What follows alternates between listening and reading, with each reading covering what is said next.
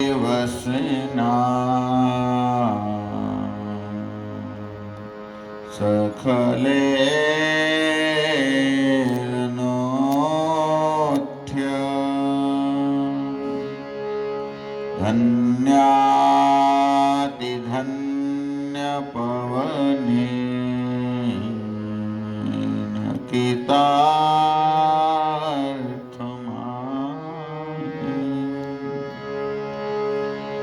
योगेन्द्रदुर्गमगति मधुसूदनोऽपि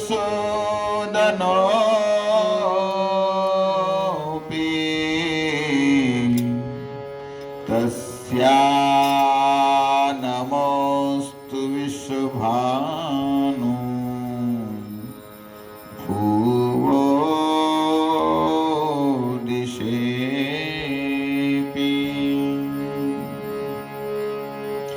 कृष्णाय वासुदेवाय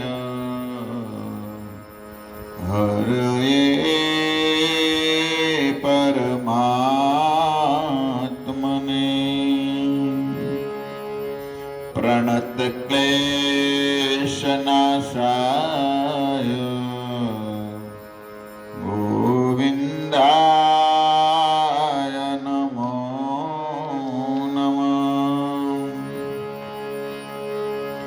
नाम संकीर्तनं यस्य सर्वपापप्रणाशनं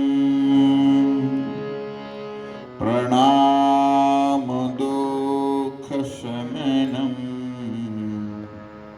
तं नमामि हरिपरम् गोवर्धनं धरं वन्दे गोपालं गोपरूपिणम्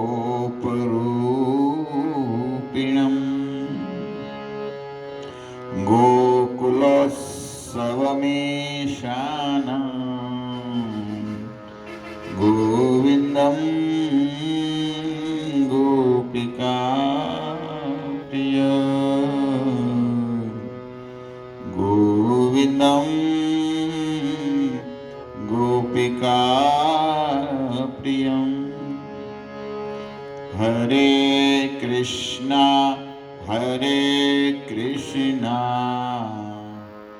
कृष्णा कृष्णा हरे हरे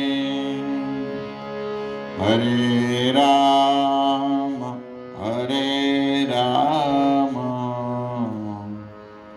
राम राम हरे हरे।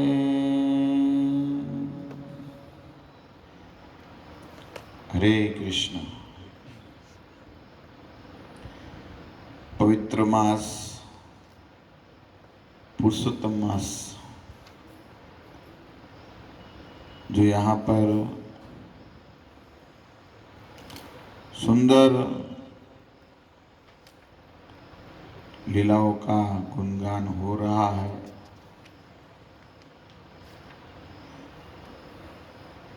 हमारा सौभाग्य है भारत भूमि में जन्म मिला है और भारत भूमि में ऐसे मास की पूजा होती है।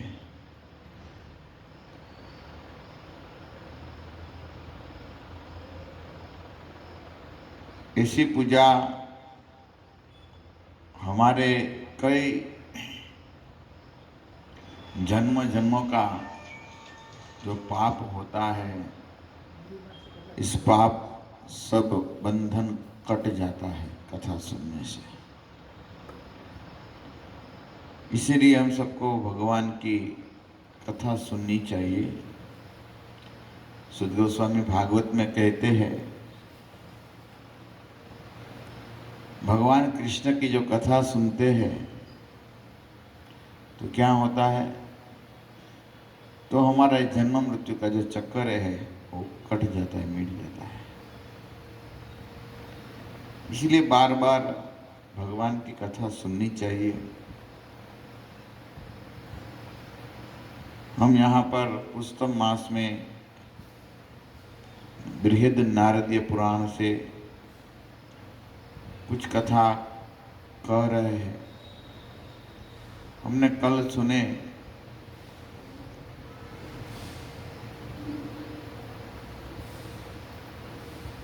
सुत गोस्वामी नैमिषारण्य में आए हैं और नैमिषारण्य के ऋषि मुनि ने आदर पूर्वक स्वागत किया है।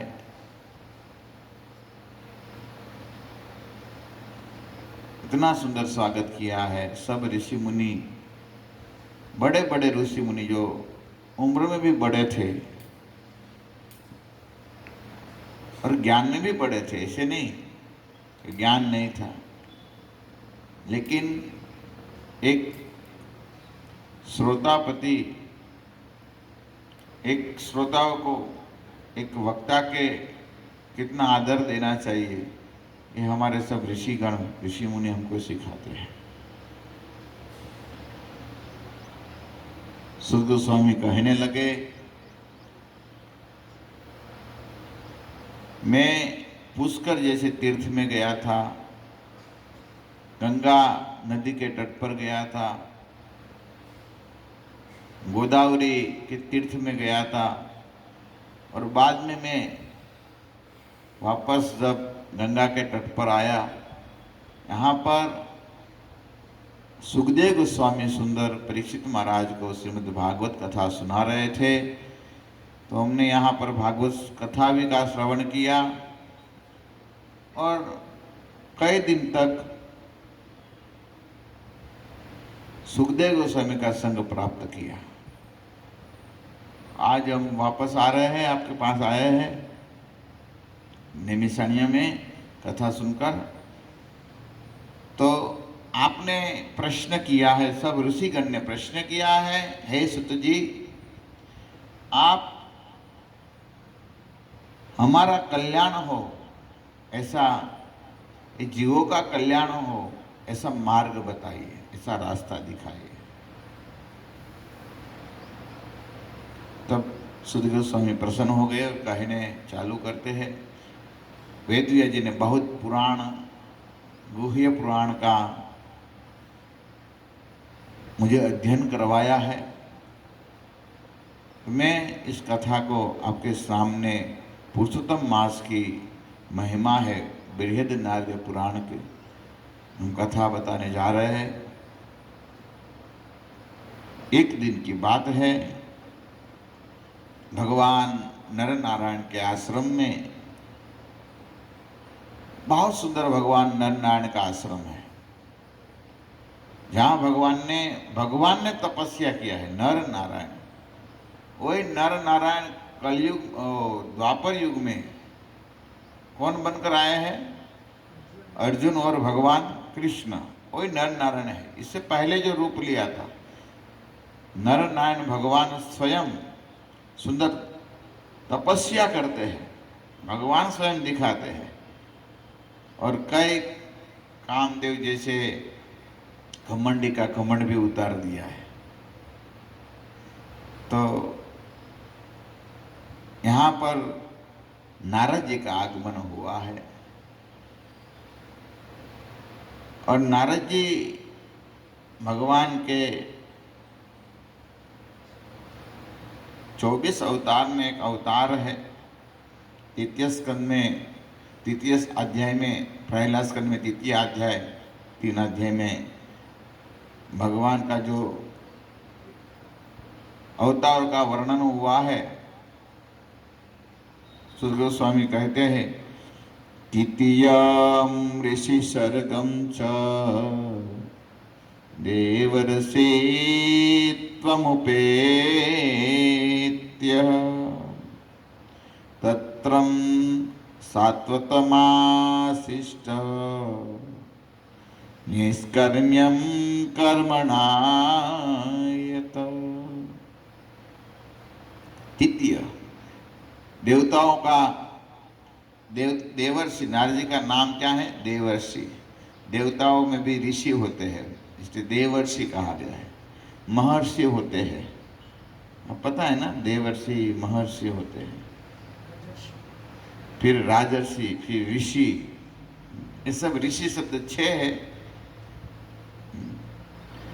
तो राजाओं में भी ऋषि होते हैं, जैसे परीक्षित महाराज को भी राजर्षि कहा गया है। राज के काम करते करते भी भगवान का भजन करते। भीष्मक को भी कहा गया, ऐसे जो राजा होके भी ऋषि जैसा कार्य था, राजर्षि। तो इसी तरह देवर्षि नारद मुनि का प्रागट्य इसलिए हुआ है, तत्रम सातम आशिष्ट, सात तंत्र को प्रचार करने के लिए, अर्थात नारद पांचरात्र नाम के जो ग्रंथ है, और खास करके भगवान की कैसी पूजा किया जाए, ये सब उपदेश नारद मुनि ने इसमें कहा गया है। और फिर क्या किया? निष्कर्म कर्मणायतः, और कर्म के बंधन से किस तरह हम मुक्त हो सके, मुक्ति का उपाय नारद मुनि ने बताया है। ऐसे नारद मुनि भगवान के सानिध्य में नर नारायण आश्रम भगवान जहाँ रहते हैं, यहाँ पर आए हैं। नारद जी कोई साधारण नहीं है भाई। जैसे मैं कहा भगवान के अवतार है, नारद तो नारद है भाई, पूरा दिन भगवान का नाम जपते हैं। इसलिए तो जब भक्ति देवी के ज्ञान और वैराग्य को, ज्ञान महाभारत जैसे ग्रंथ, भगवद गीता जैसे ग्रंथ का श्रवण करवाया, लेकिन वो ज्ञान वैराग्य युवान नहीं हुए, तो वो कहे कि मैं कुछ उपाय करता हूँ, और उपाय करने के लिए बद्रिकाश्रम में आए। और यहाँ पर कौन मिल गए? सनत कुमारों मिल गए, चारों भाई मिल गए। और चारों भाई को प्रणाम करते हैं, और प्रणाम करते तब भी चारों भाई नारद जी का गुणगान गा के कहते हैं, आप कोई साधारण नहीं है। अहो नारद धन्योसी, विरक्त नाम शिरोमणि, सदा श्री कृष्ण दासानां अग्रणी योग भास्कर। ये नारद जी का प्रणाम है, प्रणाम करना चाहिए भाई। अहो नारद धन्योसी, ओ ओहो, कैसे ओ, हम क्या क्या कहते हैं ना, ओ अहो शब्द लगा दिया, आश्चर्यजनक शब्द। ओहो, आप कोई साधारण नहीं है, आप कौन हैं? तो कहते हैं, हे नारद धन्योसी, आप तो विरक्त नाम शिरोमणि। विरक्त में कोई शिरोमणि है तो नारद जी आप हैं। इतना ही नहीं, सदा श्री कृष्ण दासाना, नारद जी के पास ये सीखना है, सदा कृष्ण का दास रहना है हमको। आप कहते हैं आप सदा कृष्ण के दास है। हे ऐसे नारद मुनि, अग्रणी योग भास्कर, अग्र मतलब मैन है आप, और भगवान कृष्ण के दास अग्रणी योग भास्कर। भास्कर मतलब सूर्य, जैसे सूर्य के मान देदीप्यमान आप हैं। ये नारद है, कोई साधारण नहीं है। निरंतर भगवान का नाम जप कीर्तन करते हैं नारद जी अपने वीणा पर। वो भी वीणा देवदत्तम वीणा, भगवान ने दिया हुआ वीणा है, और वीणा से निरंतर नारायण नारायण नारायण भगवान का नाम गाते हैं। हे राधा रमण राधा रमण कहो। नारद जी अपने वीणा में राधा रमण गाते हैं। नारद मुनि बजाए वीणा, राधिका रमण नामे। राधिका नाम राधा रमण निरंतर अपने वीणा में गाते हैं नारद। ये नारद जी है। ऐसे नारद जी भगवान के कुछ प्रश्न किए हैं। नारद जी का जन्म भी अद्भुत है। नारद जी का जन्म अद्भुत है। ब्रह्मा जी के गोदी से प्रकट हुए हैं नारद जी। और प्रकट हुए और एक दिन ब्रह्मा जी ने कह दिया, बेटा मुझे भगवान का आदेश है, बेटा मैं भी आपको आदेश करता हूं, आप विवाह करिए, आप शादी करिए। तो नारद मुनि ने भगवान का यशगान सुन लिया था ब्रह्मा जी से, कृष्ण की कथाओं का अमृत कथा सुन लिया था, और चारों वर्ण के बारे में भी सुन लिया था, ब्रह्मचारी गृहस्थ वानप्रस्थ सन्यासी सब सुन लिया था। तो नारद जी को याद आ गया, भाई पिताजी कह रहे हैं लेकिन इस संसार में पढ़ेंगे तब गृह कार्य नाना जंजाला, इस जंजाल में हमको नहीं जाना है। वो मकड़ी के जैसे घर बनाते हैं ना, फिर फंस जाते, मर जाता है, ऐसे मरना पड़ेगा, तो ये करना नहीं। मानो नारद जी सोच लिए ऐसा। तब पिताजी को थोड़ा क्रोध आ गया, भाई मैं कह रहा हूँ आप बात नहीं मान रहे मेरी, बहुत ज्ञान का बहुत अहंकार है, मैं श्राप देता हूँ ब्रह्मा जी ने, आपका ज्ञान सब लुप्त हो जाए। और इतना ही नहीं, आप शादी करने का मुझे मना करते, मैं श्राप देता हूँ आप 50 कामिनी के साथ आपका शादी होगा। लो ध्यान, पिताजी भी पिताजी है भाई, थोड़ा दया करना था लेकिन कुछ दया नहीं किया, इसमें भी लीला है। तो फिर नारद मुनि उपब्रहन नाम के गंधर्व बनते हैं। श्राप लग गया तो क्या करे, उपब्रहण नाम के गंधर्व बने, और तब 50 कामिनी के साथ शादी होता है। एक दिन बड़ी सभा का आयोजन हुआ था ब्रह्मलोक में, तो ब्रह्मा जी तो बैठे थे, या इंद्रलोक में या हुआ था सभा, तो ब्रह्मा जी इस सभा में थे। और नारद मुनि तो गंधर्व थे, तो गा रहे थे कृष्ण का यश गाना चाहिए सभा में, ब्रह्मा जैसे बैठे, तब यहाँ थोड़ी ना फिल्मी डांस करना है। इंद्र कभी कभी फिल्मी डांस में आ जाता है, भूल जाता है, भगवान का गुणगान भूल जाता है, लेकिन ब्रह्मा तो नहीं भूलते हैं। ब्रह्मा भी चतुर्मुख भगवान का नाम ही जपते हैं, शिव जी पंचमुखी भगवान का नाम जपते हैं, लेकिन शिव जी इस सभा में बहुत कम जाते हैं। शिव जी बोलते मैं भला मेरा कैलाश भला, वो कम जाता है इस सभा में। और ब्रह्मा जी को जाना पड़ता है, कभी क्या करे, विधाता है, सबके प्रजापति है, तो प्रजा के रक्षण करने के लिए कुछ फैसला सभा में, पार्लियामेंट में ब्रह्मा जी को जाना पड़ता है। तो फैसला सुनाने के लिए तो गए थे, ब्रह्मा थे, तो यहाँ भी थोड़ा मनोरंजन हो रहा था। तो इसमें एक क्या किया, एक उपबर्हण नाम के जो गंधर्व जो नारद थे, इसने मनुष्य जैसा शरीर में विकार करने लगे, कामना बस ऐसा कार्य करने लगे। और ब्रह्मा जी को क्रोध आ गया, अरे भाई इतना बड़ा गंधर्व है और ऐसा कार्य करते, मनुष्य जैसा मनुष्य बन जाओ जाओ। और श्राप लग गया, एक तो लग गया था और दूसरा श्राप लग गया। और फिर नारद जी जो उपबर्हण नाम के गंधर्व थे, वो एक दासी के पुत्र बनकर मनुष्य रूप में आए, और तब दासी के पुत्र बनकर आए, और तब अपनी माँ भक्तिमती थी। नारद जी की जो दासी अपनी माँ थी वो भक्तिमती थी, मतलब वैष्णव की सेवा करती थी, ब्राह्मणों की सेवा करती थी। नारद जी का चरित्र नारद जी सुना रहे कि मैं जब जन्म लिया थोड़ा दिन बाद मेरे पिताजी का देवलोक गमन हो गया, और मैं मेरी माता के साथ में रहता था, और मेरी माता हर रोज कोई ब्राह्मण वैष्णव की सेवा करती थी। एक दिन ऐसा हुआ, चतुर्मास आया, अभी चतुर्मास का समय है, चतुर्मास आया, और चतुर्मास में कई ब्राह्मण साधु संत मेरे गांव में यहाँ कुटिया बनाकर रुके थे, और मेरी माता हर रोज यहाँ पर इस साधु संत ब्राह्मणों की सेवा करने जाती थी।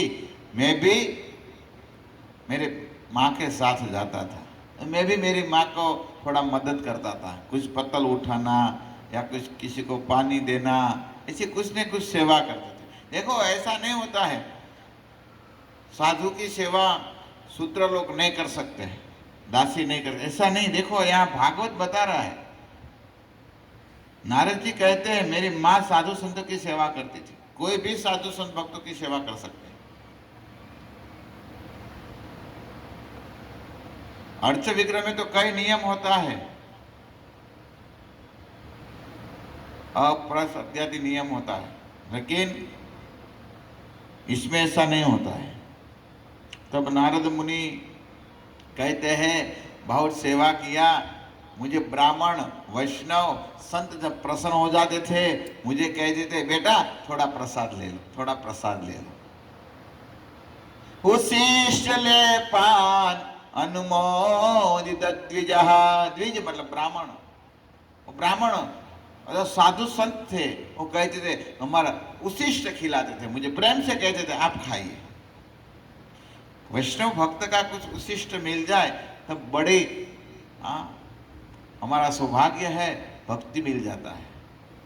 कोई वैष्णव भक्त हमको प्रेम से दे, जबरदस्ती नहीं लेना चाहिए। कोई कोई तो जबरदस्ती खींच कर खाते, ऐसे भक्ति नहीं आ जाती है। जब प्रेम से देते हैं तब आता है। मैं देखता हूँ कई भक्त ऐसे हैं, और यहाँ पर आते हैं कोई भक्त देखते हैं तो क्या करते हैं, वो अपनी थाली से चाटना चालू करते हैं। तो बड़ा अपराध पहला ये कर रहा है कि वैष्णव गुरु का थाली से तू पहले खा रहा है है ना, नहीं होना चाहिए, ऐसे भक्ति नहीं आती है। भक्ति प्रेम से देते हैं तब आते हैं। नारद मुनि कहते हैं सब ऋषि ब्राह्मण लोग मुझे कहते थे बेटा प्रसाद ले लो आप, ये थोड़ा हमारा जो महा भगवान का प्रसाद हमने खाया हुआ है, उशिष्ट थोड़ा ले लो। इस उशिष्ट प्रसाद लेके, क्योंकि वैष्णव संत भक्तों का उशिष्ट भी हमारा भक्ति में कई गुना फल प्रदान करते हैं। इसलिए कृष्ण कविराज गोस्वामी कहते हैं भक्त पद धूलि आर, भक्त पद जल, भक्त भक्त अवशेष, तीन महाबल। ये तीन महाबल है, भक्त का चरण का रज मिल जाए। भागवत कहते हैं बिना महापाद रजोभिषेकम, जड़ भरत महाराज रघुगण को कहते हैं महान भक्त के श्री चरण की रेणु मिल जाए, इसमें लौटना चाहिए। फिर यहां पर कहते हैं कृष्ण कविराज गोस्वामी साधु के शरण का रज मिल जाए, साधु का चरण का धोया हुआ चरणामृत मिल जाए, और साधु भक्त ने जो खाया हुआ कुछ उशिष्ट मिल जाए तो हमारा सौभाग्य है। तो इसी तरह नारद मुनि कहते हैं मुझे उशिष्ट मिल रहा था, मैं खा रहा था, एक दिन ऐसा हुआ मेरी माँ को सर्प ने डंस दिया, मेरी माँ का मृत्यु हुआ, और फिर मैं अकेला जो साधु संत ने सिखाया हुआ ज्ञान था वो मैं ध्यान करने लगा, सब छोड़कर जंगल में चला गया, ध्यान करने लगा। और एक दिन ऐसा समय आया ध्यान में भगवान मेरे सामने प्रकट हो गए। देखो ये वैष्णव भक्त की सेवा का फल है। कोई कहते हैं ना वैष्णव भक्तों का क्या फल है, नारद जी ने क्या किया था, वैष्णव के संग वैष्णव के साथ सेवा किया, और सेवा का फल मिला, भगवान प्राप्त हो गए। इसीलिए भक्तों को हमेशा ऐसे परम वैष्णव साधु संत की सेवा में प्रणलित रहना चाहिए, व्रत लेना चाहिए, हम साधु संत की सेवा करें। वही हमारा उपाय है भगवत धाम जाने का। डायरेक्ट हम भगवान के पास जाएंगे समझ में भी नहीं आएंगे। हम डायरेक्ट ग्रंथ भी पढ़ते हैं ना तो कभी कभी समझ में नहीं आता है, कई बार, कभी क्या मेरे तो आता ही नहीं है।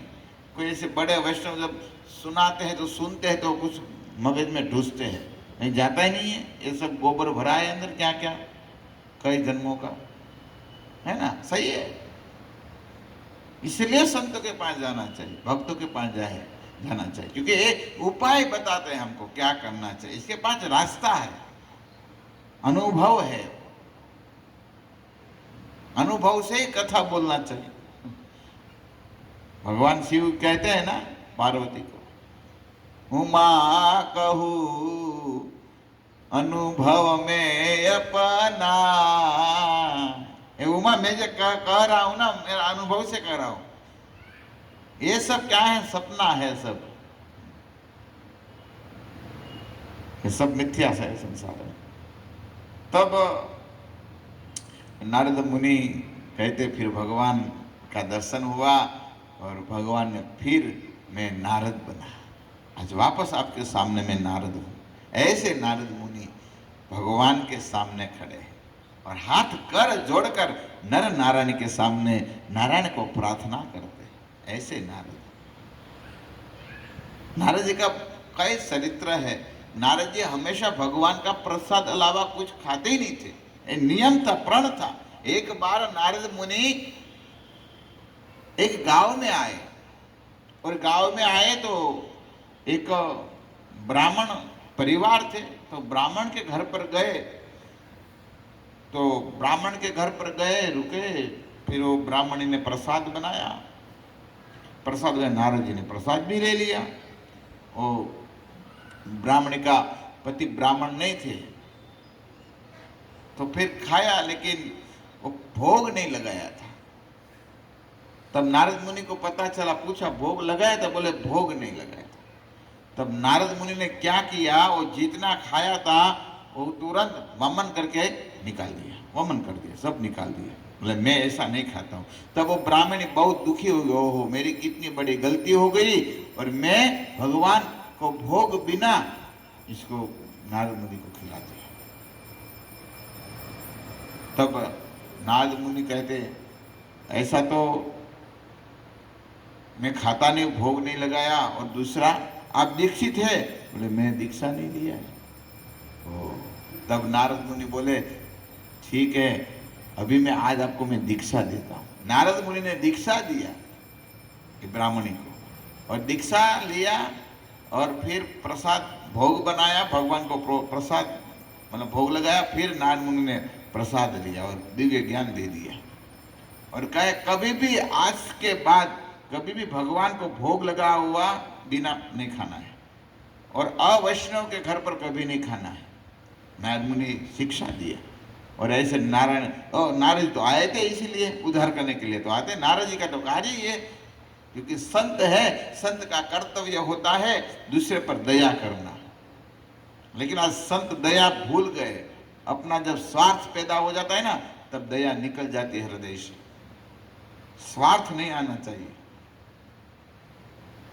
तब नारद मुनि निकल गए, थोड़ी देर हुआ ब्राह्मण के पति आया तो देखा वो ब्राह्मण पानी पीने जा रहा था, नया मटका वो ला दिया था और पानी भर दिया था। तो ब्राह्मण के पानी पी रहा था, आप मत पिए, आप दीक्षा नहीं लिया, आप घर पे मत ऐसा करना भाई, अभी दीक्षा नहीं लिया, इसको किसी को छुआना नहीं, क्योंकि मुझे नारद जी आए तो नारद जी ने दीक्षा दिया है मुझे। और नारद जी ने कहे भगवान को भोग लगाया हुआ सब प्रसाद लेना चाहिए और अवैष्णव होते हैं इसको कुछ स्पर्श भी नहीं करने देना चाहिए। तो इसको थोड़ा ऐसा हुआ, पति को थोड़ा गुस्सा आया, भाई अरे नारद की बात है, मेरी बात नहीं मानती है, ऐसा हुआ इसको। लेकिन क्या करे भाई, अर्पित चलता है तो सब भगवान का ही चलता है, किसी का तो चलता नहीं। फिर अपनी पत्नी बोले आप हर रोज भगवान का नाम लो, भगवान का नाम लो। ऐसे ही करके इसमें भगवान को, पत्नी में एक कर्तव्य होता है, वो भगवान को भोग लगाकर पति को प्रसाद तो खिला सकती है, और हर रोज प्रसाद खिलाना चालू किया, भगवान का भोग लगाओ। इसकी मति सुधर गई। और एक दिन कहे नारद जी आए थे, तो नारद जी आए तो बोले दीक्षा ले लो। नारद जी आए और नारद जी बोला आप स्नान कर कर आइए। स्नान करने गए तो कहा यहाँ पर कोई कर्मकांडी ब्राह्मण सब श्राद्ध पिंड दान कर रहे थे, तो कहे मुझे दीक्षा लेना है। ब्राह्मण को पूछा तो ब्राह्मण बोला अभी दीक्षा मत लो, यहाँ पर पिंड दान पहले सब करो। ये सब करने गए तो नारद जी यहाँ से निकल गए। फिर आया तो नारद जी तो थे नहीं। और कई दिन बाद, कई सालों के बाद फिर नारद जी आए तो देखे वो दोनों मर गए थे। वो ब्राह्मण और ब्राह्मणी दोनों शरीर छोड़ दिया। फिर नारद जी एक बार निकले घूमने, लेकिन एक भगवान नारद जी की इतनी कृपा हो गई थी, वो दोनों को पूर्व जन्म की याद रहती थी। वो राजकुमारी, वो ब्राह्मण राजकुमारी बनी, और राजकुमारी बनी वो राज्य में वो जो ब्राह्मण था, दीक्षा नहीं लिया था, वो हाथी बना था, क्योंकि चुक गया था। चिड़िया चुक गई, खेत कहते हैं ना, चुक गए। नारद जैसे संत आए थे दीक्षा देने के लिए, और कहे और दूसरे कर्मकांड में फंस गया, और यहाँ नारद जी चले गए। और तब नारद जी को नारद जी गए, देखे, और राजकुमारी को देखे। राजकुमारी को याद थी, अरे मेरा गुरु आ गया, प्रणाम किया, सब किया। और राजकुमारी को भी पता था, और मेरा पति इस राज्य में हाथी बनाए, यहाँ पर नारद जी को ले गए, इसका कुछ करिए, ये पूर्व जन्म का हाथी बन गया है। तब राजकुमार नारद जी ने इस हाथी को हाथ लगाए, नारद जी तो समर्थ है, ये हाथी का शरीर छूट गया, राजकुमार बन गया। और फिर नारद जी ने दीक्षा दिया, और दोनों का शादी हुआ, और फिर भगवत धाम भेज दिए। ये नारद करते हैं, जो कोई नहीं करते वो नारद करते हैं। और नारद जी की कृपा से ये सब ग्रंथ हमारे पास है। नारद जी के 3 शिष्य ऐसे हुए हैं, तहलका मसाई, अपनी भाषा में कहें तहलको मसायो 3 शिष्य, 2 बूढ़ा, 2 आम तो 4, ऐसे तो 4 शिष्य, 2 यंग, तो प्रहलाद और 2 यंग है, कुमार, और वाल्मीकि और व्यासदेव, ये उम्र वाले, ये 4 शिष्य ने आप जबरदस्त देखो कितना ज्ञान, क्या क्या सिखा दिया है। नारद जी के तो कई शिष्य है, तो ऐसे नारद है भाई, नारद अर्थ क्या है नारद का? कभी भी इसकी बात का रद्द कोई नहीं करते थे। नारद न अरद, कभी भी नारद की बात का कोई नहीं मानते, ऐसा कोई रद्द नहीं करते थे, सब नारद जी की बात मानते थे। ये नारद है। नारद कंस के पास जाते तो भी कंस इसका स्वागत करते थे, अभी कंस किसी की भी सुनते नहीं थे, लेकिन नारद जी का आरती उतारता था। ये नारद है, सब लोग इसको सम्मान करते थे, असुर हो या देवता हो या मनुष्य हो, सब नारद मुनि का सम्मान करते थे। आज लोग ने गलत अर्थ कर दिया नारद जी का। नारद मतलब किसी का घर जलाने वाला, किसी की बात का झगड़ा करना, गलत है एकदम। नारद जी को समझा ही नहीं है। कोई 2 लोग बात करते हैं, तीसरा